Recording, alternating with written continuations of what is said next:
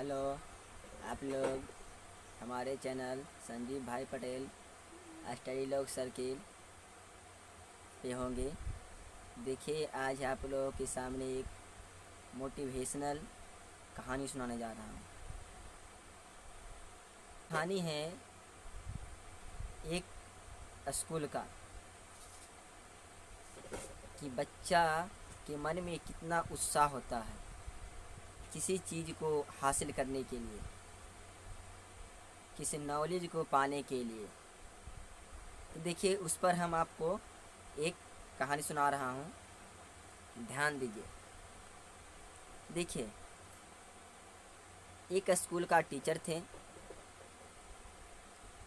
वो जब क्लास में प्रवेश किए तो बच्चों से पूछे, बच्चों क्या तुम कहानी सुनना पसंद करोगे? तो बच्चा सब बोला हाँ, क्योंकि हर एक बच्चा की कहानी सुनने का अलग जुनून होता है। आप लोगों को भी जब बच्चा होंगे, छोटा होंगे, तो आपके दादी जी, घर में मम्मी जी आपको कहानी सुनाते होंगे। और अब बहुत टीचर बोले, ठीक है, भी लॉकडाउन चल रहा है और हमारा जो देश है लॉकडाउन के नियमों का पालन कर रहा है। तो ये लॉकडाउन के बाद का कहानी है। जिस प्रकार मान लीजिए कि लॉकडाउन ख़त्म हो गया और हम लोग फिर से स्कूल गए, फिर से पिछला जुनून जो था वो जुनून को फिर से हासिल किए, उसी पर कहानी है। तो टीचर बोले, ठीक है, अब तो लॉकडाउन ख़त्म हो गया है और आप लोग के यहाँ लॉकडाउन 1 महीना रहा, जो कि बहुत असहनीय था, लेकिन इसमें घबराने की बात नहीं थी। तो आप बता सकते हैं कि 1 महीना में आपने क्या किया? हर एक आदमी की, हर एक व्यक्ति के लिए बहुत अच्छा ही होगा। ये जरिया हमको बना लॉकडाउन के, कि ताकि हम घर में रहें और थोड़ा सा अपने प्रति कुछ सोचें। इसके पहले हम लोग व्यस्त रहते थे, हर एक समय काम काम काम काम काम काम का नाम तो झड़ता ही नहीं था। हर एक समय पढ़ाई पढ़ाई पढ़ाई। घर जाते मम्मी से डांट सुनते, पापा से डांट सुनते, और घर के बाद अगर स्कूल जाते तो टीचर का बात डांट अलग ही। मतलब मानिए कि हम एक तरह से किसी के बस में हो गए। लेकिन जैसे ही लॉकडाउन आया तो खास करके किसी को कुछ फ़ायदा होवे चाहे नहीं, लेकिन स्टूडेंट के लिए काफ़ी अच्छा रहा कि हम लोगों की सोचने का कुछ मौका मिला कि हम लोग क्या कर सकें और छुट्टी का आनंद ले सकें। लेकिन ये छुट्टी तो ऐसा नहीं था कि हम दादी ही जा सकते हैं, मतलब कि नानी ही जा सकते हैं, मौसी ही जा सकते हैं। छुट्टी केवल घर में ही मना सकते हैं। तो देखिए टीचर क्या कहानी बताते हैं। टीचर बताते हैं कि देखो बच्चों, इस लॉकडाउन में तुम जो पढ़ा है, हम तुम्हारे पठन पाठन को हम अपनी मनोशक्ति के द्वारा बता दे सकते हैं कि तूने क्या क्या पढ़ा, क्या क्या सोचा इस 1 महीना के लॉकडाउन में। बच्चा दम खुश हो गया, वाह, ये तो हमसे पूछे बिना ही बता देंगे। सब बच्चा दम आश्चर्य में पड़ गया कि सर बताइए, सर बताइए, सर बताइए। सर बोले, ठीक है, हम बताते हैं। बोले ठीक। एक बच्चा को खड़ा किए और बोले कि तुम सोचो क्या सोचना चाहते हो, हम तुम्हारे सोचे हुए बात को बता देंगे। बच्चा दम आश्चर्यचकित हो था भाई। लेकिन हाँ, सोचना तो पास आस पास वाला बच्चा बैठा है उसको बता देना, ताकि कि उसको विश्वास हो जाए कि हम सच बोल रहे हैं कि झूठ बोल रहे हैं।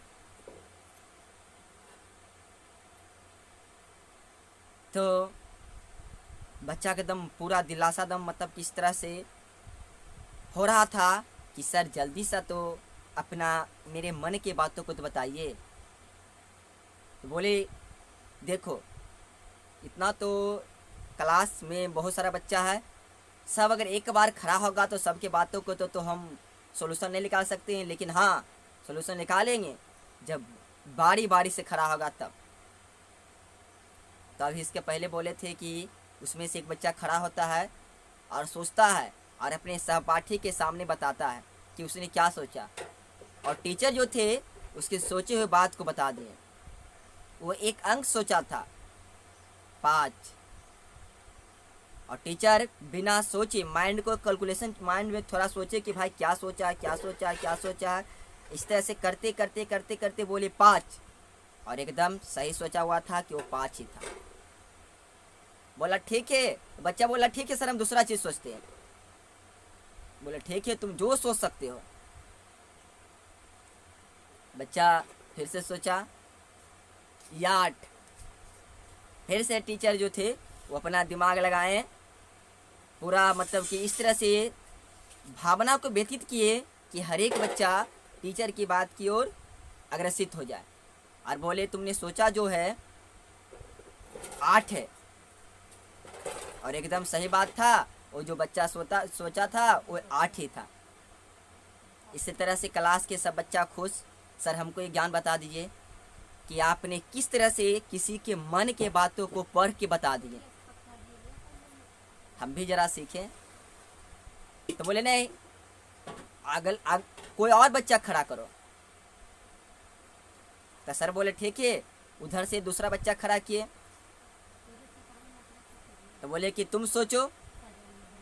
तो सोचा कि बार बार हम जब अंक सोच रहे हैं 7, 8, 5, तो सर तो बता रहे हैं, चलो भाई इस तरह से अगला दूसरा चीज़ सोचे ताकि ना बतावे।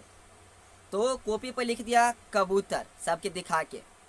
फिर से जो टीचर थे माइंड को चलाएं, उसके मन की बातों को पढ़ें और बोले कि तूने जो लिखा है वो कबूतर है। इतना में सब बच्चा के दम पूरा दम खुशी हो गया कि लगता है कि आज हम कुछ सीखेंगे, नया चीज़ सीखेंगे, वो भी मन की बातों को, किसी के मन के बातों को पढ़ लेंगे। ऐसा तो पढ़ाई आज तक हम देखे ही नहीं है। तब बोले जो शिक्षक थे, बोले कि अच्छा तुम बताओ कभी भी कोई व्यक्ति किसी के मन के बात को पढ़ सकता है जो आज हम तुम्हारे मन की बात के पढ़ लेंगे? ये असंभव है, जो कि संभव नहीं हो सकता है कि तूने क्या सोचा, तुम्हारे मन में क्या चल रहा है। कहा गया है कोई व्यक्ति का बाहरी दिखावा कुछ और रहता है और अंदर का दिखावा कुछ और रहता है, तो क्या अंदर के बात को हम पढ़ सकते हैं? नहीं पढ़ सकते हैं। एक कोई मनोवैज्ञानिक द्वारा भी सोल्यूशन नहीं हो सकता है कि मन का बात क्या है।